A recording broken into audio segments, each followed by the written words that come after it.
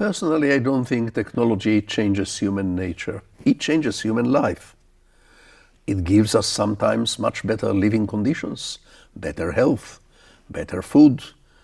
Sometimes the technology causes damages, but the basic human nature does not change. Every one of us, before technology, with technology, or with the technology of the next century, every one of us needs more love than she or he gets, would like to have more love.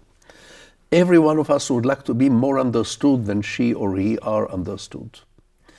Every one of us is ashamed of certain things and embarrassed of certain things. Every one of us would like to have some more attention. This has nothing to do with technology. Technology cannot change it. So I don't put all the blame on technology, and I don't place all my hopes on technology. Some technologies are wonderful, some others are not so wonderful, but for me, they are not the heart of the story.